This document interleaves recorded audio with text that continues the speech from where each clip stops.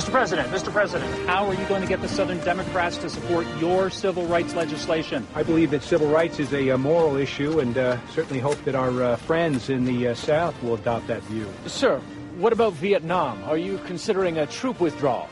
I'm committed to stopping the communists, but the war's in the hands of the Vietnamese. They're going to have to win or lose that for themselves. Thank you. There's no timeline there. What happens if the legislation stays stuck in the Senate? Is this still a war we can win? When you look at the checklist of all the themes you look for when you start a drama, again, this is like a 10 out of 10 checklist. Ambition, jealousy, betrayal, tragedy. The list goes on, and you'll find it in the Kennedy family. I mean, that's what is so unique about the family and about this opportunity to do this show. There's so many stories about the Kennedys. There are, first of all, so many Kennedys to deal with. We've selected, the 4 or 5 that we're concentrating on. But at first, when you say 8 hours, that's a lot. We'll be able to cover a lot of material in 8 hours. You realize 8 hours is really just the tip of the iceberg. There's just so much that you really have to start to think about, where you want the story to sit. Ultimately, the balance was to give an audience the sense of history that was happening in this fairly limited wedge of time and let them appreciate that existing in those sorts of corridors of power where huge historic decisions are made by people who also have private lives and fathers and wives and children. And it's an overwhelming enough prospect to try and balance family. But when you throw it on this kind of historic stage, it's amazing.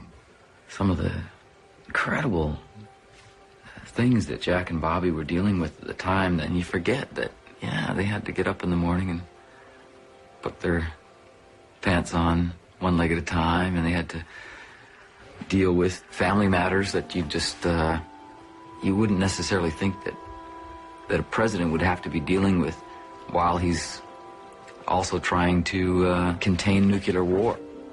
And I was really grateful that Joel Surnow and John Cassar really wanted to go in a different direction with this piece. I felt like that's what set us apart. This is not just another dry political drama about the Kennedys.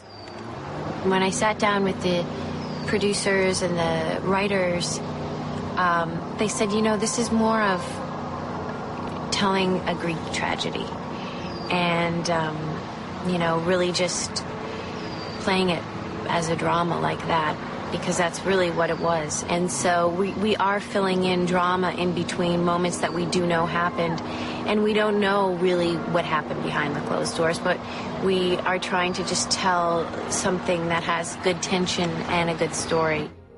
People talk about the curse that seems to echo down the generations of the Kennedys, and in a certain sense it's true. And if you're going to see it in a kind of Greek tragedy sense, there isn't a better sort of patriarchal figure than Joe Kennedy.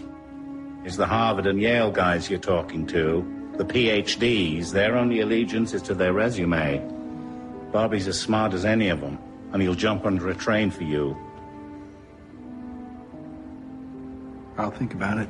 No, don't think. Get it done. There are lots of other work to do.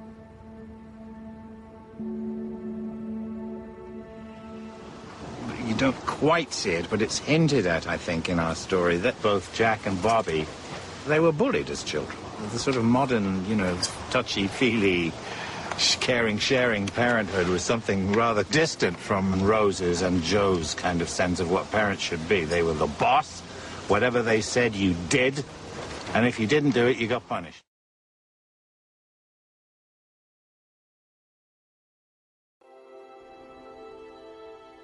The main objective in designing the makeups for this, we were trying more to design a look that when the audience is watching this, they'll say, I never noticed how much Katie Holmes looks like Jackie Kennedy, or I never noticed how much Barry looks like Bobby, rather than trying to make them look like identical lookalikes. It's just, it would never happen. It would be, it's too complicated. They don't look like them enough to begin with, and we'd lose the actors underneath all of the makeup if we chose to go in that direction. It's really important to have that mask, because it really allows you to just total freedom to explore and create and not feel vulnerable or self-conscious. And these guys are just absolutely legendary, iconoclastic, you know, figures in our history, and so it's easy to get under your skin.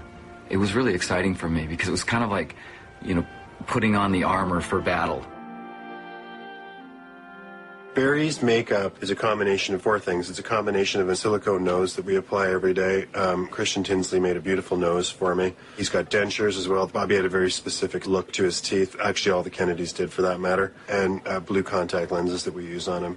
The fourth element of Barry's makeup is the essence of changing somebody's face with contour and highlighting.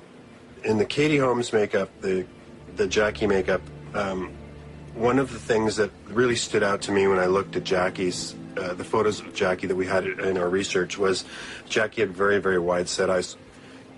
Katie's got basically the perfect structure to her face. Everything's exactly where it ought to be for a perfect beauty makeup. But that's not really what Jackie was. So I had to try to restructure Katie's face. And then once that was achieved, then the makeup was applied as if that was the structure of her face to begin with. Diana and Tom's makeup were probably the most complicated makeups that we did. Through a series of wigs and bald caps and aging techniques, we took Tom from a fairly early age in the story to into his 80s after Joe Sr. had had his stroke. The challenge of working on a project like this is number one, it's a period project. So we've got to accurately represent the periods as we move through them. We kept the essence of who they really are and try to sort of infuse the essence of who they're trying to portray.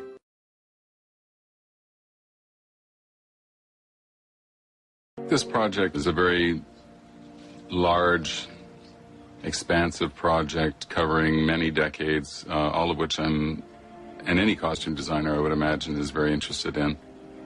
The leads approximately had between 45 and 50 costumes apiece, so that would be 300 for Jack through to Bobby, Ethel, Rose, Joe, and Jackie. And then the background, probably we dressed another 3,000 people. When Jack was elected president, Jackie was aware that she needed to wear American-made clothing, and so she collaborated with Oleg Cassini, who was already a well-known designer. The gowns were always very streamlined. Often the bodice and the skirt were very similar shape. They would change the colors or add a bow or a simple detail.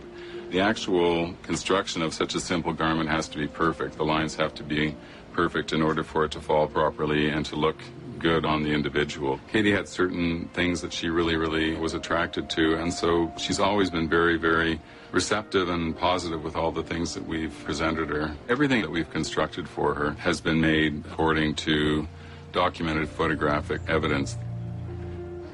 This is the inauguration coat. Jackie stood out in this garment because most of the women wore fur or very heavy-looking dark garments, and she was wearing this beautiful cream cashmere coat and hat with a sable collar. She's known for the pillbox hat, which was her signature. At the time, people often wore their hats right on the top of their head, but her style was to wear it further back.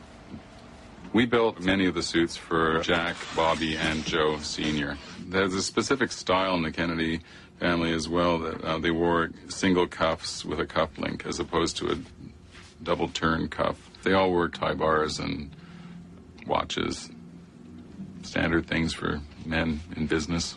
Bobby was, someone described him, I think, at one point as being scruffy but preppy. Sometimes you see pictures of him where his cuffs are hanging down or he's got his tie poked into his shirt to get it out of the way. He was very driven, I believe, and he probably didn't even really pay much attention to his clothes. This is the inauguration gown that Lorene has made for me. It's a very fabulous bit of schmutter.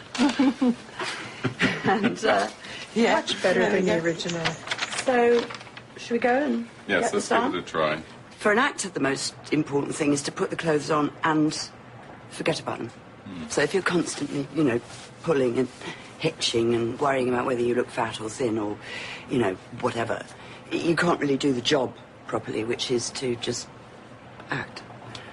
It's a marriage of the character and the actor, and they do come together somewhere in the middle, and it's always a miraculous transformation.